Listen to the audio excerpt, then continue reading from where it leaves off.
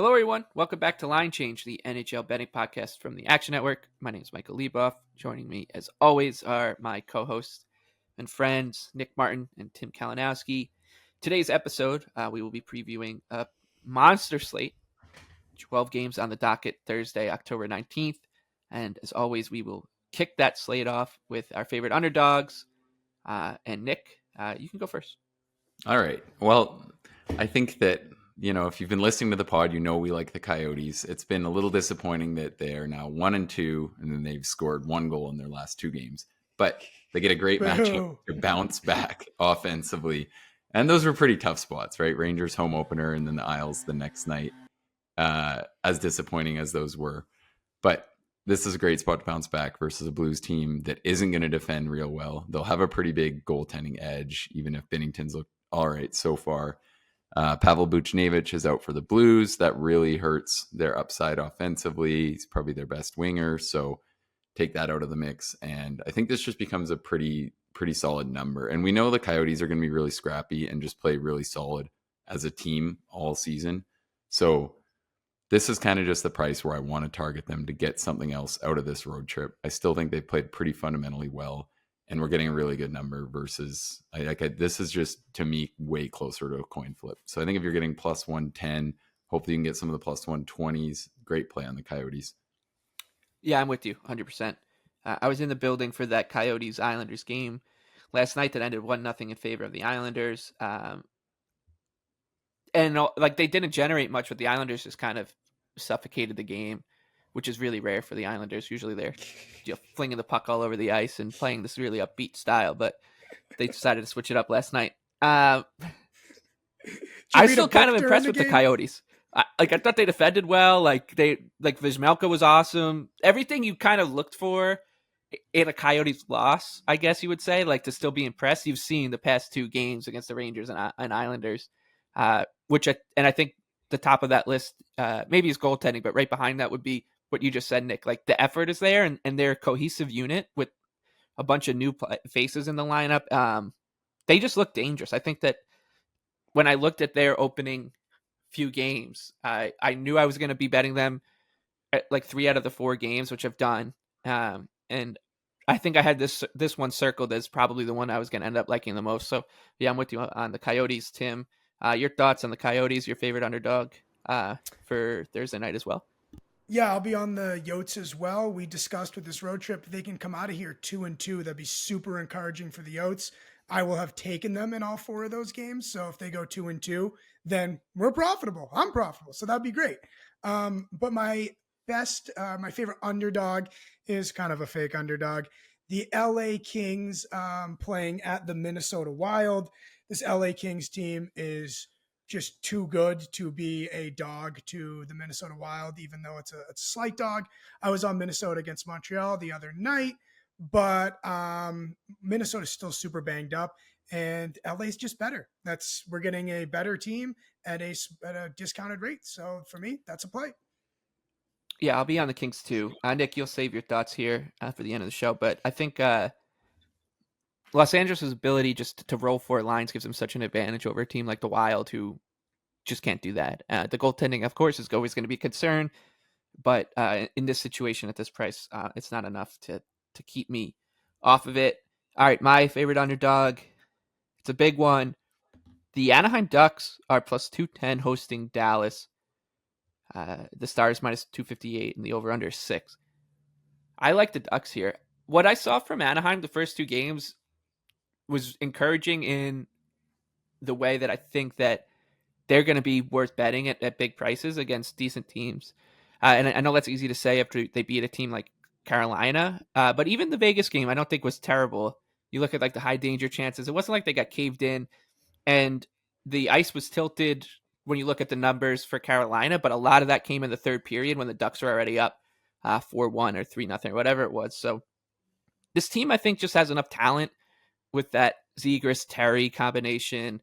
Guys on the back end who are starting to step into bigger roles, like Lacombe, who I thought was really good the other night, Pavel Mintyukov, Jamie Drysdale. There's enough of a ceiling that this team should punch up well. And the goaltending, like I thought Lucas Dostal was really good against Carolina. I'd prefer him over Gibson, but even Gibson, like he can give you a show. So I just think at this price at home, the Ducks, they should pay off. So give me Anaheim, Nick. Anything on Ducks and Stars? I know you're I'm not too the scared. biggest I'm Ducks still, guy. well, and just the Stars. I'm still pretty high in the Yeah. Stars, so that's part of it. And I will note, I think this is probably going to be a Scott Wedgwood start. Yep. I feel like you get him in the mix here somewhere, but he's pretty good. So I'm not just I think that's worth noting. Probably. Yeah, I think anyone who's betting, it's a good point that you might want to bet it a little earlier than later, which is not something you'll say very often when the prices are like this. Tim, anything Ducks and Stars before we hit the main slate? I thought you buried the lead with the handicap. I watched Dallas and Vegas the other night, every second of that game, and I worry about Dallas's ability to score enough to put away a pesky opponent like Anaheim. On top of that, it felt like half a dozen point blank chances for Vegas in that game that Ottinger stellar. He's just so damn good. So I love your handicap, but I think it also has more to do with the Stars than anything. They kind of just scare me a little bit. Okay. Yeah. I think we were all wrong with Dallas and Vegas the other night, and I wouldn't go that far. They're still plus 100, and yeah. We were. And I'm talking about the result. Right. We were wrong, but I don't think it was as bad as Tim's saying. Like Hintz did hit the post with like 4.5 minutes left, cutting right out front. So I don't know. Typical Vegas. Yes, they just seem to find a way. And I still think like he's right about what the offense has shown, but then also when you step back, like it's they've played 2 games, and I think Duchesne's still going to be a really good insulating piece. Wyatt Johnson will be good. Probably comes down to what they get out of Sagan and Ben, but I'm not really too worried about them offensively. All right, so that's the underdogs for us on Thursday night. Coyotes, Kings, and Ducks staying out west. All right, on to the big board. We'll start with the Leafs and Panthers, a rematch of the second round last year. Panthers took that in 5. Toronto minus 120 on the road. Florida plus 100 and even money. Underdog in Sunrise, and the over-under is 7. I'm tempted by Florida here, Tim, but I think I'll need a little convincing. The Panthers' biggest deficiency is on defense, and Toronto's biggest deficiency is on defense. So if you're betting an underdog, you're hoping that just that's kind of a wash, and we get a high-scoring game, and the Panthers are able to do a better job of masking their defensive inefficiencies than Toronto is.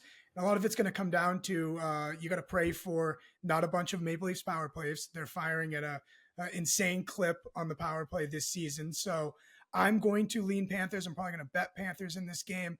And I also want to ask, as we eventually get to it, at what point can we just not, because I'm naturally scared away by totals that are 7, but I also think this game could actually be 7-7. At one point, do we make sure that we're not scared away by these high totals, or at least for me? I agree with Tim. I kind of still want to get on the over here. It's 7 plus 105 as of now. There's so many ways this game can break open that it's hard for me to see where it doesn't. There's going to be so many suspect defenders on the ice for both teams the way it's going, and so much talent offensively. Maybe we see a decent amount of power plays. I think I would definitely be on the over at 7 before the under, or looking anywhere else. Should be a pretty good prop game too. And Samsonov's been pretty shaky so far. Hasn't really received great defensive play either. So a lot to count on kind of going right for Toronto. And Florida's played pretty damn well offensively. But I look at those defensive pairings. Like you've got Ekman Larsson's going to get tough minutes in this game. And then you look at the second pairing, Kulikov gets tough minutes. I don't think anyone can dispute, even if you're going to talk about the power play, at 5-on-5 offensively, Toronto's still going to be one of the best in the league. I don't think that's the new knock on them at all. The question is just, will they even take a step back defensively? Because they've been really good. That's the reality of it, is if you look at the last couple of years, they've been really good. And I don't think Domi helps them on that front, and the Klingberg situation could get really bad. I think he's looked really shaky defensively, so that's a lot of reasons why this could blow up pretty fast. And you touched on the power play and the need to stay out of the box, and the Panthers just don't do that. It's just not in their DNA to Well, it stay was out in of the the box. playoffs, but they're Yeah, not yeah. going to get those. The calls are going to be The made. playoff whistles aren't out in October.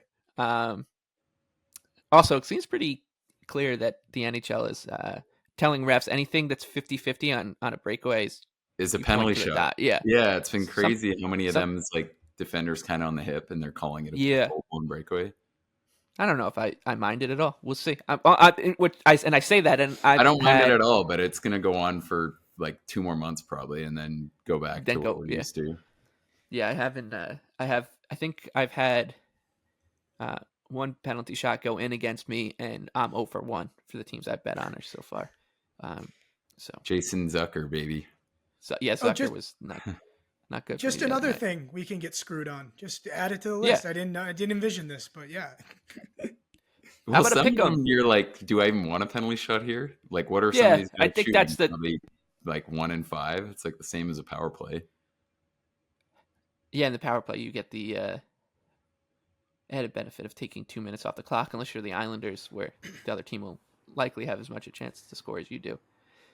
All right, a pick 'em now. Flames in Buffalo. Over under 6.5. Calgary is coming off of a very Calgary performance, and Buffalo with a overtime win against Tampa, in which they looked good and then kind of had some demons show up with defensively, and they'll be without Matthias Samuelsson, who I think actually is a big loss for them on the back end, because for a team that you need to shore up defensively, he's someone who's just really solid in that regard. I think I would look to bet Calgary as an underdog. I would be close to it, Tim. You seem pretty low on Buffalo, though. Yeah, rare case here. It shows level-headed mind here. I won my Sabers bet the other night, but I downgraded Buffalo. I mean, if you just search Sabers on Twitter during that game, fans were not happy with certain players' performances. Buffalo is going to be a team to me now, even despite me just winning my bet, that they're going to have to prove it to me before I'm on them again. I know that's not really a great mantra for a bettor, but there's enough other teams to back out there before I go looking to, hand my money over to the books on the Sabres. Yeah, especially against a solid team like this, Nick. Probably looks about right, though. Yeah, I think it looks fair. There's still some of their stars are going to get going, and I thought they kind of did. And that was a tough spot versus Tampa. If you listened to what Tampa was saying entering that game, and I know you don't want to go too much down that line, but they were taking that one really seriously. Like, that was like full blown getting them at their best, and I thought it was respectable. And Levi looked really good too, which was an important note for them. But yeah, and you mentioned Samuelsson too. They did have pretty significant with and without splits when he was in and out of the lineup last year. That really, because I think they came out hot and then he got injured late October or whatever it was, and then they went into a pretty bad lull. So that is significant. But yeah, I think this number looks pretty fair. Canucks and Bolts now. Vancouver traveling as a plus 120. Underdog Tampa minus 142, and the over-under is 7. This is one of those situations where, like, I can see the argument for saying, oh, this looks right, I want to pass, but I have a really hard time. I'd love to hear from someone who's trying to make a case on betting Tampa here. And it's mostly because of the goaltending that I'd be afraid of it. So, like, especially if it's Demko in goal for Vancouver, I have no reason to suspect otherwise. The disparity in goal, I think, and then you throw in Vancouver's offensive upside. I'm really considering the Canucks here, Nick. Yeah, I think it's reasonable. I'm just a little afraid of the Lightning right now. I mean, they're not. It's priced pretty closely, and yeah, no Stamkos. They're like with the goaltending. Like, the Lightning haven't defended very well, so that's not just the goaltending, but I think I am kind of just in pass on this spot. All right. Oilers and Flyers. The oil, baby. We didn't get paid off on Stars and Ice. We all got paid off on the Oilers and Predators. It's one of those situations where you just feel it in your bones that there's like no way they were going to lose that game, and one time out of 10 you're right in those situations, and that happened to be right. That was just a absolute clinic from the moment the puck got dropped, as we've seen Edmonton do to Nashville quite a bit in the Draisaitl McDavid era. They're now minus 205 in Philly, who beat the Canucks on Tuesday night. Flyers are plus 170, and the over under is 6.5. I think a lot of people will be going to the tried and true McDavid props here, the Draisaitl stuff after a game like that. Tim, do you think you're going in that direction? What is your angle for Oilers as a huge favorite in Philly? Yeah, it'll be on the prop market, so make sure that you're following us in the Action app. But my biggest concern with this game is, can Philly score? I really like Philly. I like the roster a lot. They're pesky, but the Oilers are going to outscore a lot of teams, and this seems like a game that the Oilers are going to outscore the other team. Doesn't their defensive deficiencies aren't necessarily going to be exploited by the Flyers in this game. So, yeah, I think the ice is tilted. Oilers, ton of shots, and also too, the Oilers in that game against Nashville. Yeah, we won. They won big, but they did not get off to as great of a start as I thought they would. At least in the first 5 to 7 minutes, I didn't love their jump. It didn't seem totally a chip on the shoulder like from them. But hey, it's a long season. Maybe I'm just the idiot.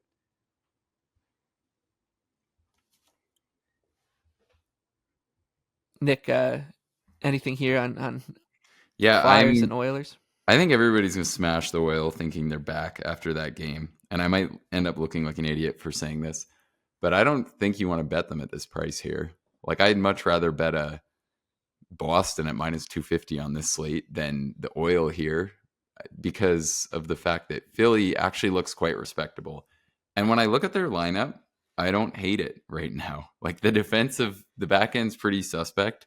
But if Couturier is going to be like a legit elite two-way center, or just close to what he's been, then I don't really want to fade them at all right now. They're playing really hard. They're kind of sneaky deep. Like, if I think Forster looks good, and I thought Bobby Brink looked excellent last night. I bet on him to score a goal, and it felt like he was pretty live every time he touched the puck. The usages are a little off because it seems like he's just rolling all four lines. But I look at the Flyers right now, and I actually don't think they look that bad on paper. With Carter Hart in goal, he played really good yesterday. I still don't feel great about the Oilers situation. Like, it seems like you're live to get all sorts of stuff from Campbell and Skinner. Maybe this one's a Skinner start. I know Campbell's pretty good in Nashville, but I still like betting them at minus 205 here is just not appealing to me at all. I think it'll be a really popular public play, but it's not something I want to do. Just think about what the difference is between Philly and Nashville. Like, is it wide enough that Edmonton closes minus 150-ish, whatever they ended up at in Nashville, and now they're 55 cents higher than Philadelphia? Like, yeah, I fully seems agree. a little drastic. That's a really good point. So yeah, I think it's one of those spots where you're right. Like, a lot of people are going to lump on the Oilers. And hey, maybe they win, maybe they make it look easy, but it could just be one of those where a lot of people are left kicking themselves and be like, how did I bet this team? And then the next game, you see the price come back down to where it was. And there's just not a fun minus 205 bet, I don't think. Like, no, they can lose to anybody. Like, the Oilers just are there. That's the team. Like, they can lose to anybody when they get going. Like, they could be the best team in the league, but. And if I'm going to take them on as like a pretty big favorite, I want it to be versus a team that I have more faith in being trashed defensively than Philly. Like, right now, they actually look decent and they're getting good goaltending. So I think that's a pretty easy case. Yeah. Canes and Kraken next up. Carolina's minus 148 at the time of recording. Seattle plus 124 and a total of 6. Seattle are really kind of they might be this season's Canucks, where that slow start just absolutely wrecks them. I don't think I can lay this price with Carolina though, Nick. No, I'm eyeing more the Kraken. They had a good performance last night in the loss, lucked into a win on Colorado. And I think now could be the time. If Aho is going to remain out and they're going to start Ranta, you might end up getting the number with really just no faults at Carolina, or with Carolina, kind of just a feel thing, kind of a spot thing, short those guys. I think Kraken could give it a game.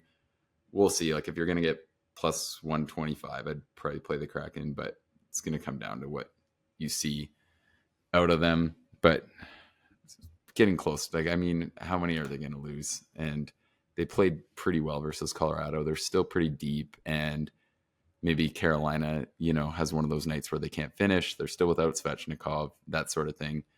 It looked like it was going that way versus San Jose, and full marks to Carolina for gutting that one out. They lost Aho right before puck drop. Blackwood was insane. Anderson gets injured in the middle of the game. Ranta comes in cold, looks bad, makes it a game. They had every excuse, and they end up winning 6-3, which is also a comment to how shocking San Jose has really been, I'd say. Anything for you here, Tim? Yeah, in the John Forsland Bowl here, look, Carolina has not totally impressed me. That game against San Jose the other night, they were bailed out. 7 freaking power plays. I mean, they were kind of stomping them, though, so I don't mind the power plays being 7. Correct, but they were about to get blackwooded. I still don't love their ability to score. They just pepper. I don't know. I wasn't totally stoked by their performance, and I'm going to back Seattle because not to say they have to win at some point, but they have to get an all-out balls to the wall effort because this thing's about to get real ugly. And again, so Carolina's played weaker teams. Seattle, they're not in the same company as Anaheim and San Jose. So give me Seattle as a plus money dog. Yeah, as Boomer Gordon on NHL Radio says, there's no such thing as like a scheduled win, but there is such a thing as like a scheduled big effort. And I think that you're probably right about the Kraken. Tomorrow is absolutely one that they long need to road trip for Carolina in the middle yeah. of it too. The Bruins and Sharks. This was a fun tidbit. The Sharks are the first team in NHL history to open the season against the 4 division winners from the previous season. So, yikes, that's not the way you want to be treated. But it also kind of, like, they've been bad. They've just got caved in by Colorado, Carolina, and as Tim said, and like even like a not so impressive effort was tripling them in shot attempts, and Vegas obviously took it to them as well. So it's hard to say we know exactly how bad this team is. I mean, they're playing a murderer's row right now. So we'll save our true judgment on the Sharks. We know that they're not good, but just how not good they are, we'll wait until they get through this gauntlet. All 4 at home too. It's rough start. Bruins are minus 278. Sharks are plus 225 at the time of recording, and the over-under is at 6. Nick, you said it before. You'd rather bet the Bruins at this price than the Oilers. What are your thoughts here on Bees and Sharks? Yeah, that's the kind of comment that'll look idiotic if it's wrong, but I stand by it. So, like, if we don't usually bet favorites like this, you could just bet the puck line. But I think if you're just looking at it from a numbers standpoint, if Boston's winning this game 7.5 times out of 10, you're profitable at minus 250. So I think they are. I think the case is pretty reasonable. San Jose is getting absolutely caved in. Blackwood's bailed them out. Who knows if Mackenzie Blackwood's going to keep playing good. They got every break under the sun last game. Like, Ranta lets in a stinker. Aho sits at the last minute, like not even facing the other team's top line center. I get that it's been hard competition, but I just think some of these lines are so likely to get caved in. And Boston's a team I'm happy to back in spots where they should pick up points. Like, this core's been pretty steady at doing that. I'm even a little low on Boston compared to market, I'd say, this year, and I still just don't quite think they're favored enough at the time of recording here, so I actually don't mind playing the Bruins. And then the other thing I'll note too, it still wouldn't surprise me to see them find a way to start Kracken in here. Like everyone knows where this team is going. He's gotten worked pretty good. He had the bad finish to last game. Like, I think it's one of those things where they can level themselves into being like, we're a lottery team. We're just going to start Kracken in here. Like, who cares? And I want to fade Kracken in this year. So I'm willing to go with the Bruins here at this price. Tim, the Bruins are in your backyard, and you're backing them. I think it's your first time betting on them on the show. This year.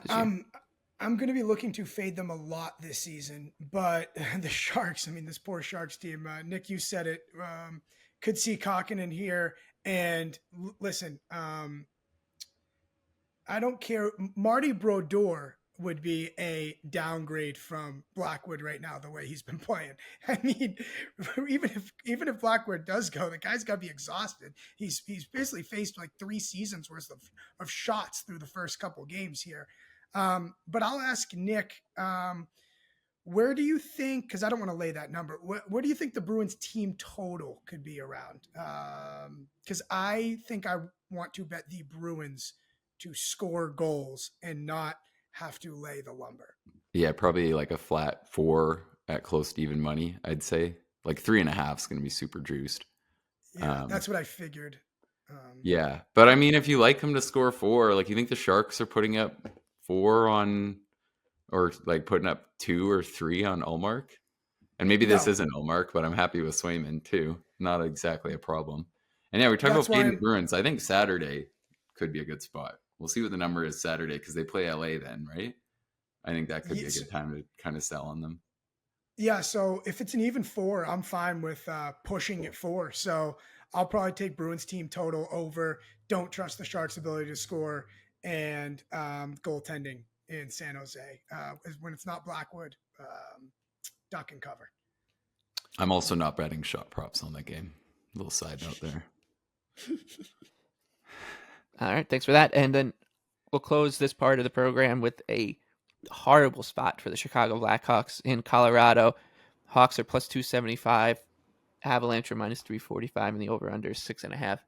I say horrible spot just because let's just talk about the road trip that they've been on to start the season, to start Connor Bedard mania. Pittsburgh, Boston, Montreal, Toronto, Colorado. So it's been a long trip. This is now going on almost 10 days, and you're going to end it in altitude against one of the best teams in the NHL. Not a huge market in terms of like hockey media presence like the other 4, so Bedard gets a breather.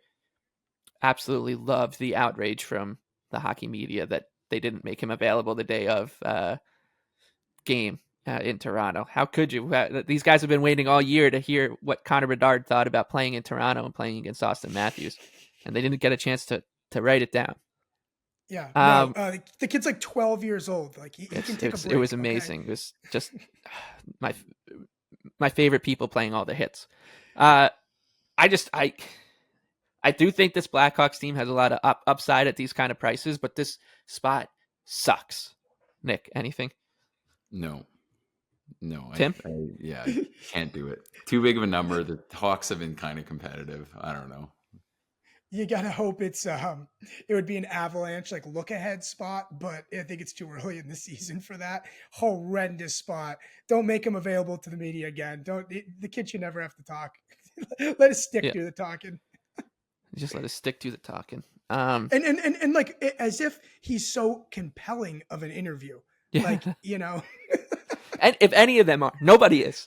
So, nobody is. It's the NHL. Yeah. No one says anything. Like, what'd you need him to say? We got pucks deep and went to work. Like that. You needed that so badly in the Toronto. It was an honor. It was an honor to play. When you're a kid, you think about playing in places like Toronto. And you know what? One actual relevant note on this game too. I wouldn't be surprised at all to see Georgiev sit. He's played all 3 games.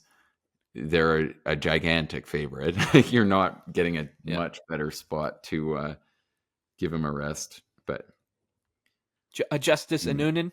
I guess it is their home opener though, so you probably still give them the start. We'll see. All right, so that wraps up the main part of the board. Onto our favorite bets for Thursday, October the 19th. Nick, what about you? Yeah, I like the Los Angeles Kings in Minnesota to stick with Tim here. I think it's a really good spot. They're still going to be a really good, really deep team. They played quite well in Minnesota, or sorry, in Winnipeg. We were wrong on that one. Proved a lot. Dubois looked really good. I still believe in this side a lot. I think the only area that they don't have an edge here is in goal, but that's pretty great if you're talking about a team like that's a slight underdog and you're looking at the entirety of the roster and you're saying the one deficiency is that they have a slightly worse netminder. I think it's a pretty good spot. Minnesota slapped Montreal, but it was what it was. It was a bit of an odd game. And at some point, I think the injuries are going to make a difference for them. They're not what they will be at closer to full strength this year at all. So seems like a great time to pile on the Kings here. And I mean, even just general power ratings, even when Spurgeon and Boldy are there, I think I'd view the Kings as a better team, right? So it just seems like a great number to get them in this spot. Yep, Tim and I also on Los Angeles. For me, I'll go with the Preds as an underdog in the Big Apple. Naturals plus 160, and coming off of a embarrassing effort against the Oilers. The Rangers minus 192, a total of 6 here. And it's pretty simple. I think that Jonathan Quick is going to start this game for the Rangers. And I'm going to bet against Jonathan Quick at these kind of numbers. And I also think that Nashville, like when you consider how the Rangers have been playing and they've been good defensively, they've managed situations well. They've kind of ticked all the boxes you expect out of a Laviolette team already in the games that they've won. Those are kind of things that you can imagine the Predators doing well as well. This could just be a real grueling, boring game, and it could come down to just which team makes the big mistake. And with Quick in goal for the Rangers, it's more likely than normally or than normal circumstances that it could be them. So I'll take the Preds here, Nick. Yeah, I love it. I mean, I wish it wasn't the Preds in this spot because I'm still low on them, but we're getting the number and we're getting the hopefully the quick spot start where we're just going to get so much line value getting it in early. So I think it still has to be done on the Preds, but wish it was a better team heading in there. Yeah, I should say like plus 140, like even still like it gets Quick, I would take. Beyond that, maybe not. So, Tim. Yeah, and to your point, Nick, you said like I wish it was a different team, but listen, if we're looking at a way to back the Predators, who are going to be dogs an awful lot this season, they're not going to win many track meets.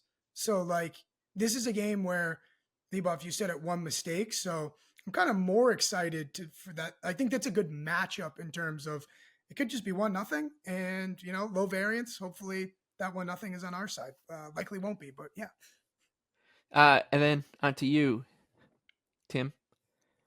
Yes, my best bet will be the Winnipeg Jets hosting the Vegas Golden Knights. They're a short favorite right now. You guys informed me in the pre-show that we're not seeing Connor Hellerbuck, but hey, he's not going to start every single game, even though he might be capable of doing it. The guy's such a horse. This is about fading Vegas for me. I mean, they've just been such fool's gold. They're not as good as this start. Get them away from that friggin' building. Get them to Winnipeg, where there might be 10,000 people at the game.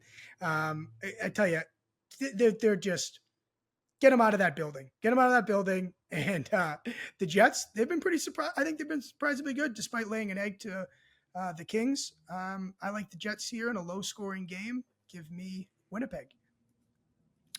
Yeah, I'm with you here. Winnipeg, even with Brossois in goal for the Jets, even without Gabe Vilardi, I just think that they've just been good more often than not so far this season. And at some point, this Knights team will just get found out eventually, or have a break go against them, and they're going to be a little overvalued until then. Nick,